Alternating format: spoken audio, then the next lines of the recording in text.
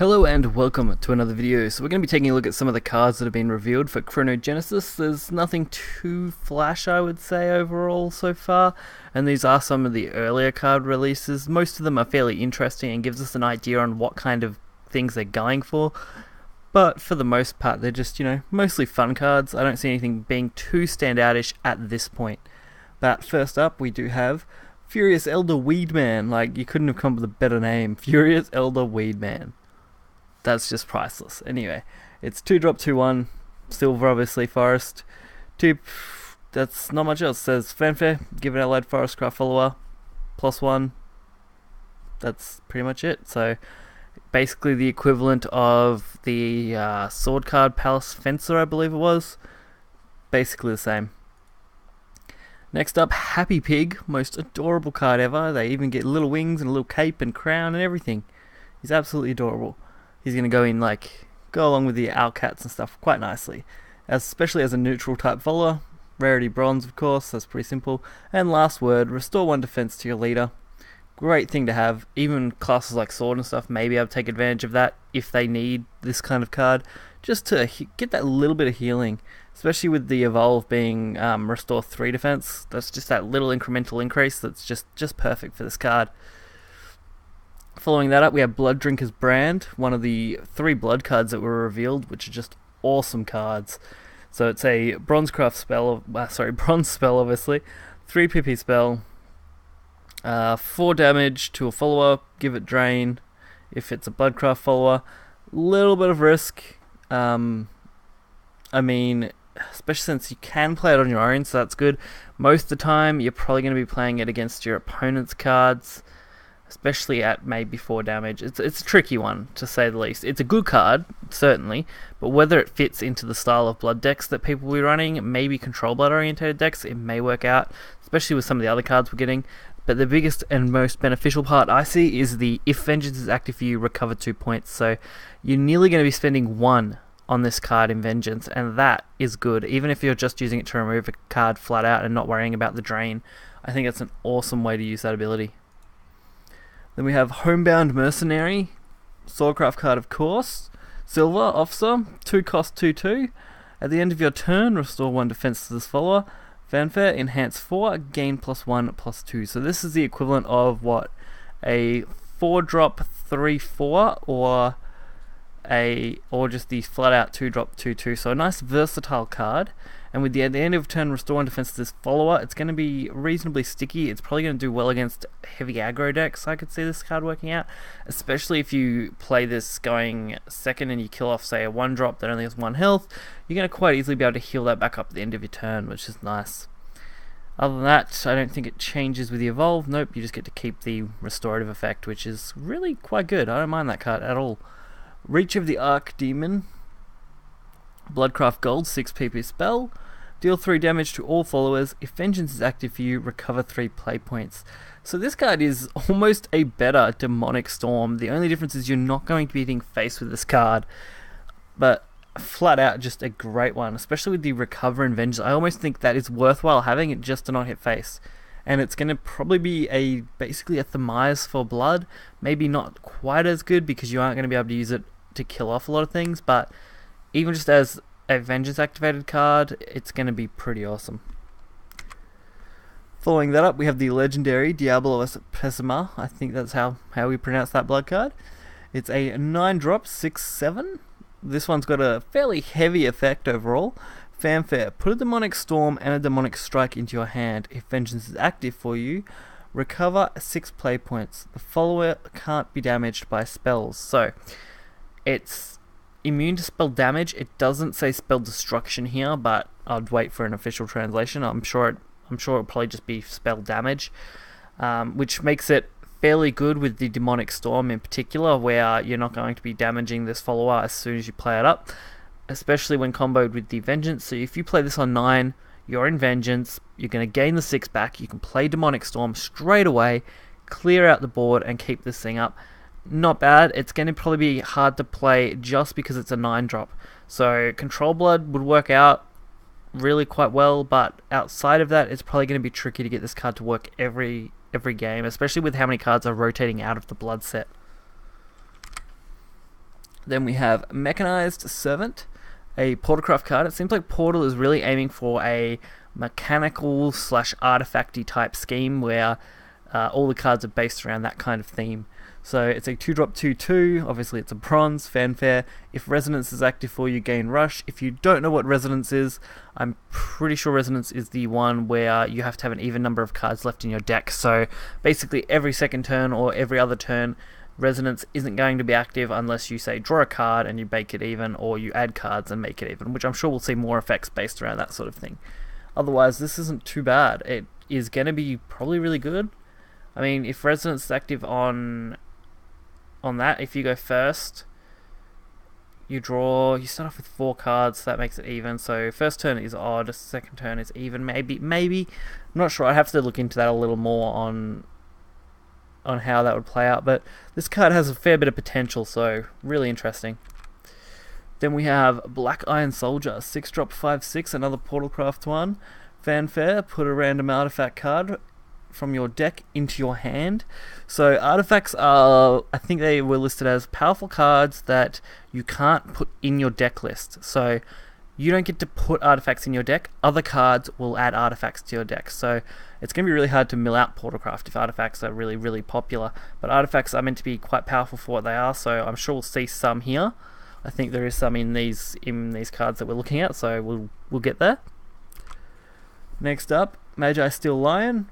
Epic looking art. I really love this one. 2 play point, 2 attack, 2 defense. Another Portalcraft, of course. Fanfare, put 2 analyzing artifacts into your deck. I don't know whether we get to see what analyzing artifacts is, but there's an example that puts artifacts in your deck. There we go, analyzing artifact. So it's a 1-drop 2/1, last word, draw a card. Really good value. Play this, play that mechanized. You're going to be able to get an artifact guaranteed. If you say turn 5, you could play all 3 of those in one turn and both flood the board and set up some nice, draw power there. Deus Ex Machina. This is pretty awesome. This is a very interesting card. A 6-drop 4/5 legendary Portalcraft. Fanfare, give your leader the following effects. Whenever you play an artifact, recover 1 play point. At the end of your turn, if Resonance is active for you, discard your hand and draw 6 cards. These effects are not stackable and last for the rest of the match. So discarding your hand in some ways is good, in some ways is bad. A lot of people have talked about this working with PTP. If you're playing unlimited format, that will be the case because PTP of course will be rotating out. If you're playing in the rotation format, obviously that won't be possible. So it's going to be a fun card to mess around with in both ways, and I really look forward to at least being able to give this card a go. I'm really hoping to pull it from my early packs. Then we have Morton the Manipulator, Portalcraft 4-drop 3/3 gold. I actually really love this card. I initially thought it was for Haven. That was my mistake, but it's very similar to Haven's Priest of the Cudgel. It's evolve, banish an enemy follower that costs 2 play points or less, and then put a copy of that follower into play as an allied follower. So it gives you nearly the exact stats of Priest of the Cudgel while removing a 2 play point or lower card, which most of the time is what Cudgel is used for. Occasionally you will be removing a 3, but this still works out because you do get that extra body. You're guaranteed to probably get at least a 1-2 of stats in 90% of cases. So you're going to be, 4-5 in stats over the 2 bodies. I really don't mind this. Unless we see more cards for AoE like the Demonic Storm and the other one that we talked about before that's crazy for blood. So unless we see a lot of that, this card should be quite good. Marion Fierce Dragonute. So Dragonute, it's basically another Dragonute card. It's more mature, I guess, in the design, which is nice. So it's a 2-drop 2/2, of course, Dragon class. Fanfare, transform a Dragoncraft card in your hand into a Blazing Breath. So looking at a few cards, this one as an example, it looks like Dragoncraft is going to start moving towards transforming cards as a mechanic, which is really interesting. We've got Bonebug as a 2-drop 1/3, a Shadowcraft card. Really adorable little guy. Whenever another allied follower is destroyed, restore 1 defense to your leader. So more healing for Shadow. Interesting. I mean, Shadow was never really known for its healing. Ceres was probably one of the first decent heals for Shadowcraft. So it's nice to see we get something else. Then we have Heaven's Golem, Havencraft card, ward, can't attack. But with the Evolve, Banish an Amulet, can attack. So it doesn't get any stats, pretty normal. Also, this is, it does list down the bottom here, it is a token card. So this comes off another card.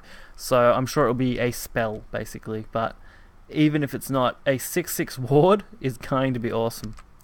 There you go, Ancient Protector. Countdown 1, summon a Heaven's Golem. Heaven's Golem? Last word, destroy all allied Heaven's Golem. So, tricky. I mean, countdown 1 kind of sucks because you basically get it for a turn. So it's like Ice Form. The advantage is that the evolve on the follower is actually kind of worth it because you do get to do that 6 damage. Maybe if we see a card that can increase the countdown on this, that could be quite interesting, but I don't think we will. And we have Vengeful Puppeteer, Noah. 9-drop, 3/6, so really high-end silver. Mostly the time these high-end silvers aren't that good, but this one is a Storm Fanfare, put a puppet into your hand, give +1/+0 and Storm to all puppets in your hand. And Storm. So Portal Craft, of course, they're going to be looking at hopefully, you know, adding more puppets, I guess. So you're going to play this in a similar kind of deck that you'd probably summon fairies. I think that's what they're going for here, where you can play this, boost all the puppets in your hands, play them out as much as you want, and just win the game. Otherwise, this might be the only card, and they're just looking at this as a 10 play. It'll be interesting. I do have Puppet on this in here somewhere. When we get to it, we'll look at it. I'm pretty sure it's just a standard follower. Automotion Soldier, so like I said, they're still aiming for all that kind of mechanical theme, which is very interesting. Portalcraft, 5-drop, 4/3, silver. Fanfare, put a puppet into your hand, give +0/+1 and ward to all puppets. See, so this is what I thought. So they're definitely going to probably be pushing to add puppets to your hand and then give them certain buffs, which is a very interesting mechanic. We've seen it with things like fairies. We've seen it with some other cards like serpents, where they like to, you know, spawn a bunch of stuff or play a bunch of stuff, and I just think that's an interesting way to do it, especially filling your hand. So it's going to be pretty cool. We have Puppeteer String, put 2 puppets into your hand, deal 1 damage to all enemy followers. Again, puppet card, pretty generic. It's 4-drop, which isn't very good for dealing 1 damage to everything, but the puppets might be worth it. Then we have Masked Puppet, 5-drop, 2/2. Again, another Portalcraft card. Fanfare, put a puppet in your hand. When an allied puppet is destroyed, gain +1/+1. So this is the sort of card you would play after the 9-drop. So turn 10, you want to drop Masked Puppet, drop a heap of puppets, play them all out. Whenever allied puppets are then destroyed, whether you're ramming a ward or something, you're going to get a massive boost on this. And then puppets. So puppets are 0 cost. So that's a little surprising to me. I mean, it makes sense because a lot of the cards that we've seen so far give puppets at quite a high level. So that's definitely interesting. They do have Rush as a built-in mechanic, so even having to give them Storm isn't necessary. That is going to be very odd. I can see these being really aggressive. At the end of your opponent's turn, banish this fellow. So that is the downside, I guess. The puppets banish themselves.